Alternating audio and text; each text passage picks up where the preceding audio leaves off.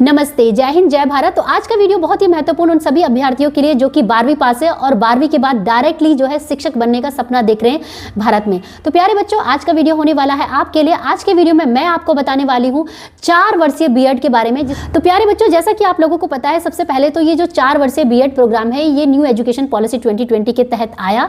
ITP programme के नाम से इसे जानते हैं, इंटीग्रेटेड टीचर एजुकेशन प्रोग्राम, जिसे कि 4 वर्षीय बीएड भी बोलते हैं। बच्चों के पास मौका होता है कि 12वीं के बाद उनको एक एंट्रेंस एग्जाम देना होता है, जिसे कि NTA करवाती है और नेशनल कॉमन एंट्रेंस टेस्ट के नाम से इसे जाना जाता है।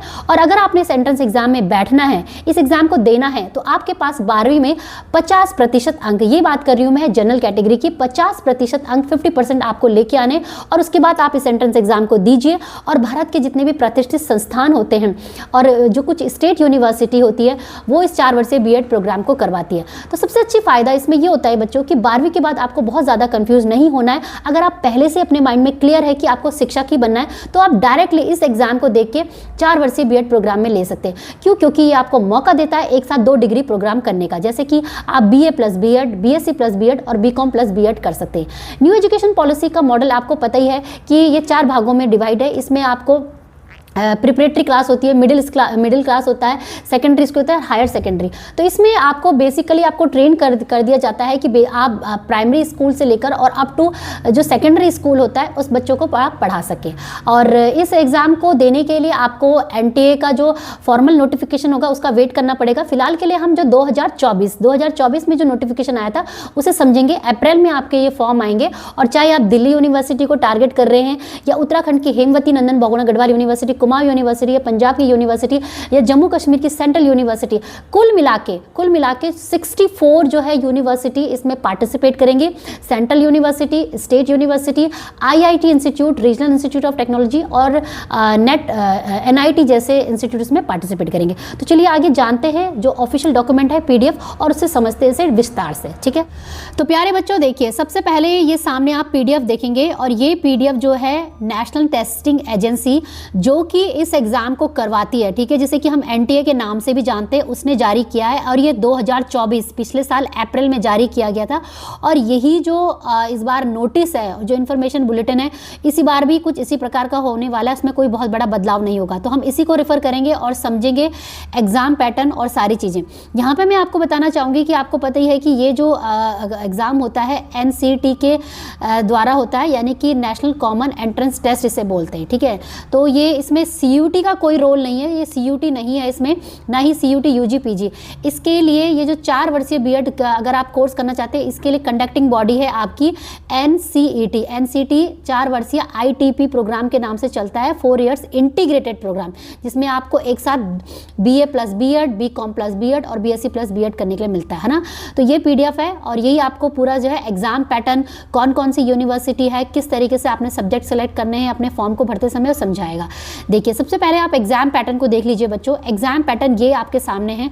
कुल मिला के 160 क्वेश्चन जो है आपने करने हैं इसमें। ठीक है, 160 क्वेश्चन आपने करने हैं, और 181 जो है क्वेश्चन आपके सामने आएंगे।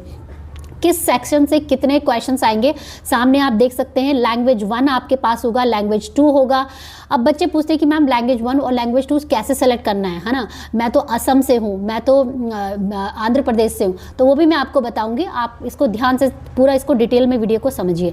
फिर आता है टीचिंग एप्टीट्यूड। तो आपको पता ही है कि भाई देखिए, शिक्षण पद्धति से संबंधित ये एग्जाम होता है, और भविष्य में आपको टीचर ही बनाएगा। तो इसलिए टीचिंग एप्टीट्यूड के जो बेसिक क्वेश्चन होते हैं ना, वो इसमें डाले जाते हैं। जनरल टेस्ट आपका पूछा जाएगा, और इसमें डोमेन स्पेसिफिक सब्जेक्ट 1, 2 और 3। तो यहाँ पे बच्चे जो है ना, वो बिल्कुल कंफ्यूज हो जाते हैं कि मैम हमें डोमेन में क्या भरना है। तो वो भी आपको आगे क्लियर होगा। फिलहाल ये समझिए कि इसमें आपका सबसे इंपॉर्टेंट रोल है कि आपके जो 12वीं के जो सब्जेक्ट है ना, वही आपके डोमेन सब्जेक्ट में आएंगे। और लैंग्वेज 1 जो आपकी 12वीं में जैसे आपने ली है, जिस हिसाब से जो भी इन्होंने लैंग्वेज यहाँ पे दी है फॉर्मेट में, उसमें आपको चूज़ करनी है। ठीक है, तो ये आपका 20 मार्क्स का लैंग्वेज आएगा, 20 मार्क्स का लैंग्वेज 2 आएगा, टीचिंग एप्टीट्यूड 20 मार्क्स का, जनरल टेस्ट 25 नंबर का आएगा, डोमेन भी 25 नंबर का, 25 नंबर का दूसरा डोमेन, और डोमेन स्पेसिफिक 3। ठीक है, अब इसमें होता क्या है बच्चों, मैं आपको बताना चाहूँगी कि आपको सारे क्वेश्चंस नहीं करने होते। हर सेक्शन में एक्स्ट्रा क्वेश्चन दिए जाते हैं, और उसमें जो बेस्ट 20 आपको आएंगे ना, वो आपने सॉल्व करते जाना। जैसे यहाँ पे टोटल क्वेश्चन 23 आएंगे, लेकिन जो बेस्ट 20 आपको आते हैं उन्हें आप सॉल्व करेंगे, ठीक है। तो सबसे पहली चीज़ हमें आपको ये समझ में आ चुकी है कि ये आपका एग्जाम पैटर्न है। Multiple choice question, MCQ based paper होता है और एक प्रश्न दिया जाएगा, उसके 4 विकल्प होंगे और पेपर जो होगा आपका CBT मोड पे होगा, यानी कि कंप्यूटर होगा सामने और उसी में आपने अपना पेपर को सॉल्व करना है, ठीक है। और ये जो एग्ज़ाम है आपको पता ही है कि NTA द्वारा करवाया जा रहा है, तो NTA की ये वेबसाइट आपने नोट कर लेनी है कहीं पे, और NCET समर्थ की जो ये वेबसाइट है इसे नोट कर लेना है, क्योंकि यहीं पे समर्थ की वेबसाइट पे जो है आपके फॉर्म भरे जाएंगे, ठीक है। अब चलते हैं आपका ये जो डोमेन स्पेसिफिक सब्जेक्ट वगैरह जिसमें कन्फ्यूजन है। देखिए, जब आप फॉर्म भरेंगे ना बच्चों, तो सबसे पहले तो मैं आपको बता देती हूँ कि देखिए इसमें आपके जो 12वीं का जो बच्चा है ना, 12वीं के में आपके कम से कम 50% अंक होने ही होने चाहिए, 50% अंक होने ही चाहिए। ये बात कर रही हूँ मैं जनरल कैटेगरी की। बाकी जो कैटेगरी है उनके लिए रिलैक्सेशन होता है, जब 2025 का नोटिफिकेशन आएगा तो हम देख लेंगे। फिलहाल के लिए आप 50% आपको अपने 12वीं में जो है लेके आने ही आने। अब देखिए, इसमें इन्होंने बताया है कि आपका जो पेपर है वो कुछ इस तरीके से डिवाइडेड है। सेक्शन 1 है, सेक्शन 2 है और सेक्शन 3 है और टीचिंग एप्टीट्यूड है, ठीक है। दोबारा से पढ़ देते हैं। सेक्शन 1 है जो कि केवल बात कर रहा है आपके लैंग्वेजेस के बारे में, जो कि आपने भाषा भरनी है, लैंग्वेज 1 और लैंग्वेज 2, ठीक है। दूसरा आता है डोमेन स्पेसिफिक, यानी कि जो आपकी 12वीं के जो सब्जेक्ट है उनके बारे में बात कर रहा है, इसे हम पढ़ेंगे। और तीसरा आपको पता है जनरल टेस्ट ही आएगा, इसमें जो GK वगैरह नॉर्मल क्वेश्चन, और चौथा टीचिंग एप्टीट्यूड, क्योंकि ये टीचर बनने के लिए पेपर है तो इसलिए आपको बेसिक क्वेश्चन इसमें पूछे जाएंगे। अब देखिए, लैंग्वेज उन्होंने बोला है कि जब आप लैंग्वेज चूज़ करेंगे तो आपको 2 लैंग्वेज चूज़ करनी है, लैंग्वेज 1 और लैंग्वेज 2। तो जो लैंग्वेज 1 होगी ना वो लैंग्वेज 2 नहीं होगी। कहने का मतलब ये कि आपने लैंग्वेज 1 अगर इंग्लिश चूज़ की है तो लैंग्वेज 2 आपका हिंदी या कोई भी दूसरी भाषा है वो आप उसे चूज़ कर सकते हैं, ठीक है।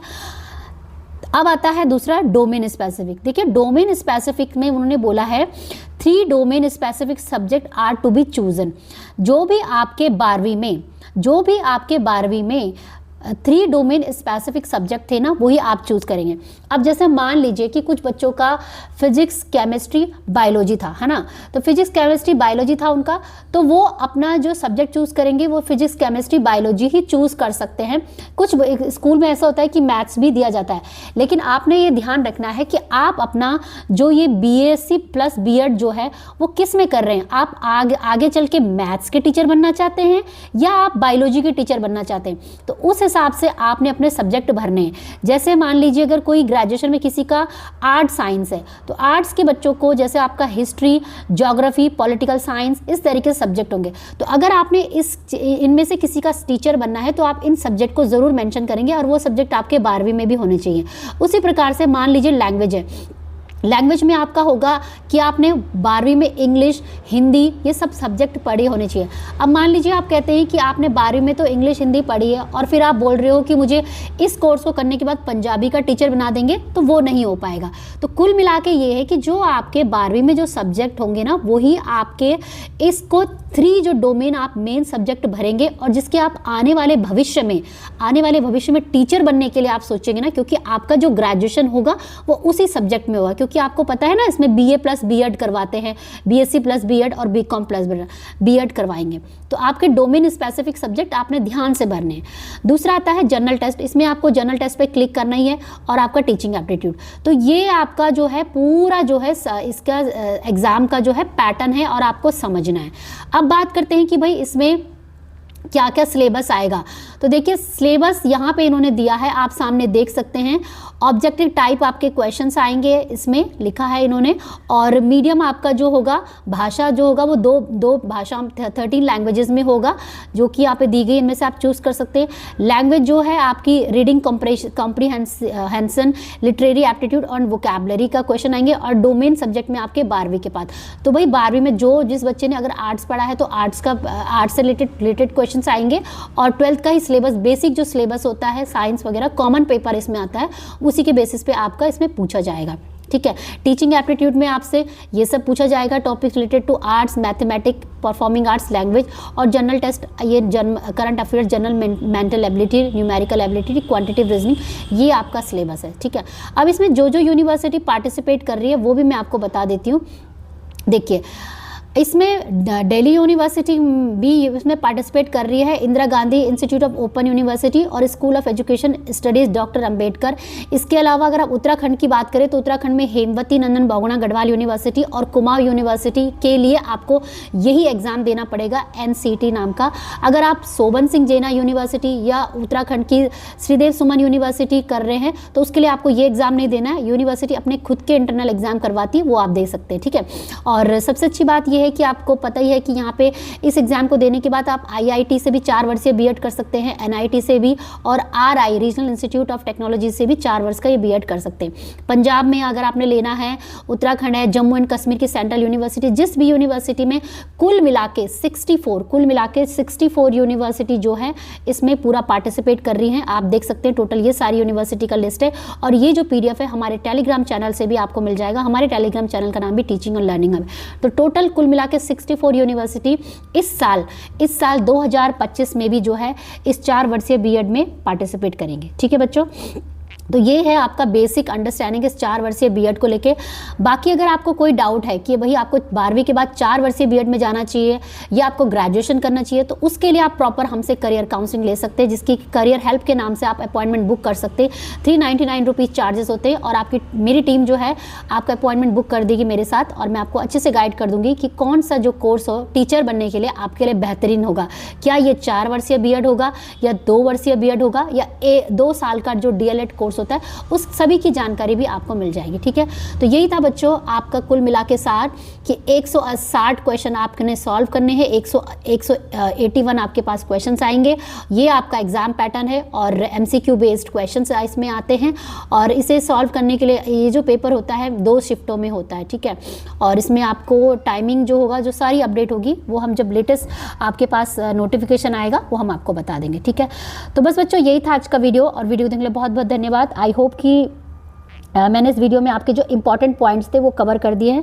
बाकी इस वीडियो को सुनने के बाद, देखने के बाद भी कोई प्रश्न है तो आप हमें कमेंट कर सकते हैं, और इस एग्ज़ाम को देने के बाद आप दिल्ली यूनिवर्सिटी में भी आप एडमिशन ले सकते हैं, और जितने भी प्रतिष्ठित संस्थान हैं जो 4 वर्षीय B.Ed करवा रहे हैं उन सभी में अपना एडमिशन ले सकते हैं और टीचर बनने के लिए एक अपना कदम बढ़ा सकते हैं। तो मिलेंगे मेरे कुछ नए अच्छे इंटरेस्टिंग वीडियो के साथ, तब तक के लिए जय हिंद, जय भारत, धन्यवाद। सत्यमेव जयते।